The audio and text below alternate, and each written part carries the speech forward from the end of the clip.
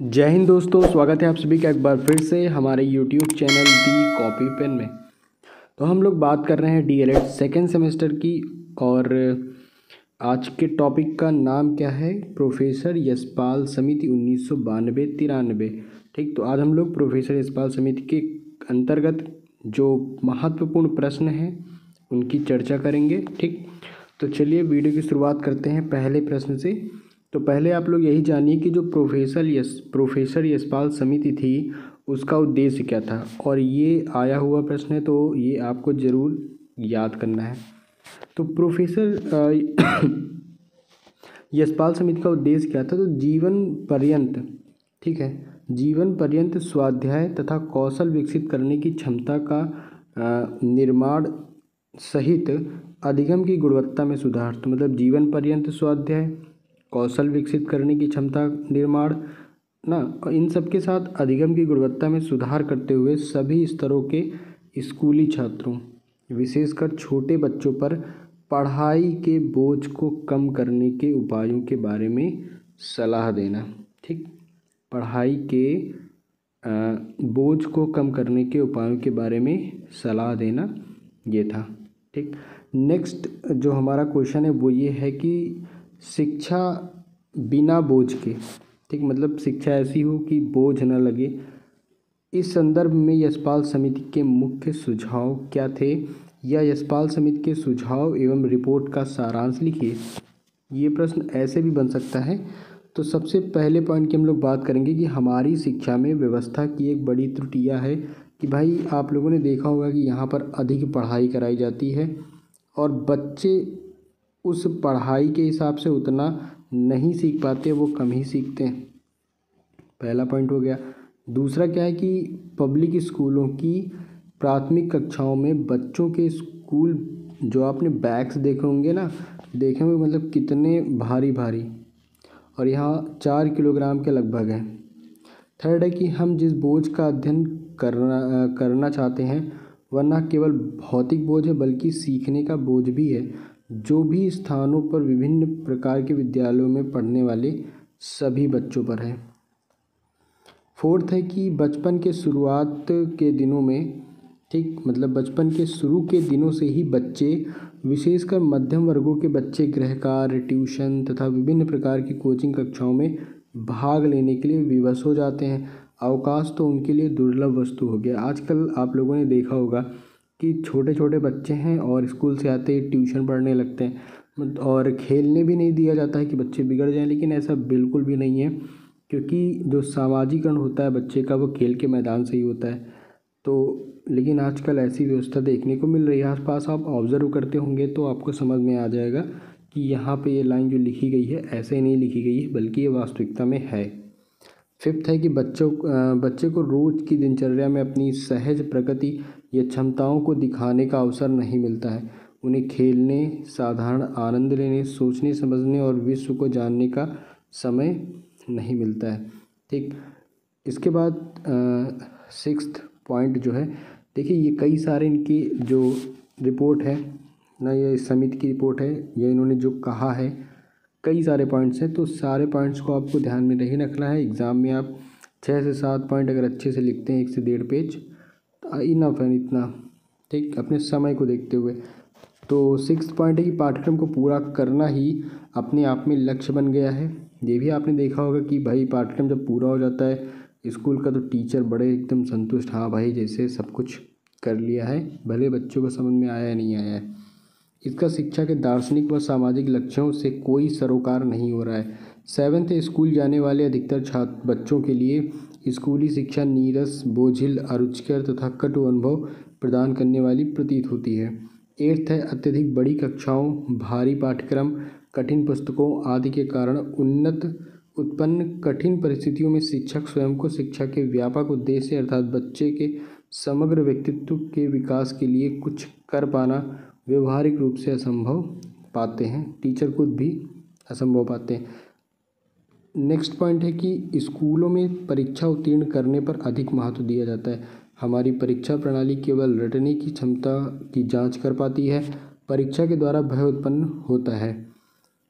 10th है, पाठ्य पुस्तकों में पाठ्य सामग्री इस ढंग से प्रस्तुत की जाती है कि पुस्तकीय ज्ञान बच्चे के संसार से बहुत अलग दिखाई पड़ता है। इससे संदेश मिलता है कि साधारण लोग जो जीवन जीते हैं वह गलत अथवा असंगत है। स्कूली ज्ञान में जीवंतता नहीं होती तथा वह उत्तरोत्तर रस्मी, बोझिल, अप्रासंगिक बनता जाता है। मतलब आप बच्चों को ऐसी चीज़ें दें, ऐसी किताबें दें जो पढ़ें तो उनको लगे कि हाँ, व्यवहारिक रूप से ऐसी चीज़ें हम अपने आसपास महसूस करते हैं, देखते हैं, तब उनको पढ़ने में काफ़ी अच्छा लगेगा और जो टॉपिक्स होंगे वो रुचिकर होंगे। 11th पॉइंट है कि भाषा की पाठ्य पुस्तकों में बच्चों तथा अन्य लोगों के द्वारा आमतौर पर अपने वातावरण में इस्तेमाल की जाने वाली शब्दावली, मुहावरे तथा अभिव्यक्ति शैली के दर्शन नहीं होते। पाठ्य पुस्तकों की कृत्रिम भाषा शैली के कारण जीवन की दूरी बढ़ती है, जो स्कूली ज्ञान से जुड़ी बोझ की भावना को और अधिक बढ़ा देती है। 12th है कि पाठ्य पुस्तकों में प्रायः प्रकृति में किसी वस्तु का अवलोकन कराने के स्थान पर उस वस्तु के चित्र का अवलोकन करने के लिए कहा जाता है। अनुभव के स्थान पर चित्रों का प्रयोग करना पाठ्य लेखन में एक दिन चिंताजनक प्रवृत्ति है, जो बोझ की समस्या को अधिक गंभीर बनाती है। इसके बाद अगला पॉइंट है कि पाठ्यक्रमों की विषय वस्तु में संगठन तथा तालमेल की कमी है। उच्चतर माध्यमिक स्तर पर विज्ञान पाठ्यक्रमों में अमूर्तता के स्तर में एकदम बहुत ज़्यादा वृद्धि हो जाती है। अवधारणाओं और सूचनाओं की पुनरावृत्ति से भी बोरियत तथा बोझ की भावना पैदा होती है।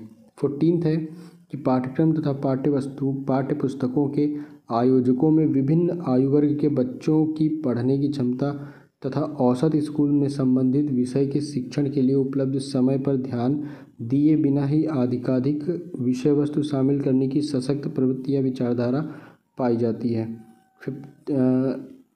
15 जो पॉइंट है वो है, नर्सरी शिक्षक तथा अभिभावक छोटे बच्चों को बाह्य औपचारिक अध्ययन तथा पाठ्य पुस्तकों का बोझ डालने के लिए स्वयं को बाह्य महसूस करते हैं। बाह्यता की यह भावना इस भ्रांति से उत्पन्न होती है कि यदि किसी बच्चे का शैक्षिक प्रशिक्षण कम आयु में ही शुरू नहीं किया जाएगा तो बाद के वर्षों में तीव्र गति से शिक्षण व प्रतियोगिता भावना का सामना नहीं कर पाएगा ना। आज आपने देखा कि 2-2.5 साल का बच्चा है, उसको या 3 साल का लगभग हुआ, भेज देने लगे स्कूल, तो वो ऐसा सोचते होंगे कि अगर अभी से स्कूल नहीं भेजा तो मान लो जब 5 साल के बाद कंप्लीट हो जाएगा ये ना, तब उसको भेजेंगे तो वो पिछड़ जाएगा। ऐसा मतलब उनकी सोच में आ गई है। 16 जो हमारा पॉइंट है कि पाठ्यक्रम के बोझ की समस्या केवल शहरी क्षेत्रों तक सीमित नहीं है। तब ऐसा नहीं कि सिर्फ शहरों तक ही यही समस्या है, गांव में भी आजकल देखने को मिलती है। स्कूलों की पाठ्यक्रम के बोझ की समस्या केवल शहरी क्षेत्रों तक सीमित नहीं है। स्कूलों की अत्यंत खराब हालत, शिक्षकों की अनुपस्थिति जैसी आधारभूत समस्याओं के बावजूद पाठ्यक्रम के बोझ की समस्या ग्रामीण भारत में भी है। पाठ्य पुस्तकों में शहरी मध्यम वर्गीय जीवन शैली की ओर प्रतीकात्मक झुकाव है, जिसके कारण भी ग्रामीण बच्चों का स्कूली अनुभव के साथ संपर्क कमज़ोर व अस्थायी ही होता है। तो ये इनकी कुछ बातें थी, इनमें से जो आपको अच्छे लगे वो आप पढ़ सकते हैं लिखने के लिए, खासकर एग्ज़ाम में। अब यहाँ पे कुछ अति लघुत्तरीय प्रश्न हैं जो ज़रूरी हैं, तो इनको भी आप पढ़ लीजिए, याद कर लीजिए, सही से समझ लीजिए, क्योंकि समझना बहुत ज़रूरी होता है। प्रोफेसर यशपाल समिति किस समस्या के लिए गठित की गई थी? तो जीवन पर्यंत स्वाध्याय तथा कौशल विकसित करने की क्षमता निर्माण समिति अधिगम की गुणवत्ता में सुधार करते हुए सभी स्तरों के स्कूली छात्रों, विशेषकर छोटे बच्चों पर पढ़ाई के बोझ को कम करने के उपायों में सलाह देना। ठीक, हमारी शिक्षा व्यवस्था की सबसे बड़ी त्रुटि क्या है? मतलब यही त्रुटि है कि भाई अधिक पढ़ाई कराई जाती है परंतु बच्चे सीखते बहुत कम हैं। और जिस बोझ को हम अध्ययन करना चाहते हैं वह क्या है? तो हम जिस बोझ का अध्ययन करना चाहते हैं वह न केवल भौतिक बोझ है बल्कि सीखने का बोझ भी है, जो मतलब अलग अलग स्थानों पर विभिन्न प्रकार के विद्यालयों में पढ़ने वाले सभी बच्चों पर है। ठीक, इसके बाद नेक्स्ट जो हमारा प्रश्न है वो है कि बचपन में ही बच्चों के लिए व्यवस्था क्या है? ठीक, बचपन में ही बच्चों के लिए व्यवस्था क्या है, देखेंगे इसका उत्तर। तो बचपन के शुरू के दिनों से ही बच्चे, विशेषकर मध्यम वर्ग के बच्चे, गृह कार्य, ट्यूशन तथा विभिन्न प्रकार की कोचिंग कक्षाओं में भाग लेने के लिए विवश हो जाते हैं। अवकाश को उनके लिए दुर्लभ वस्तु हो गई है।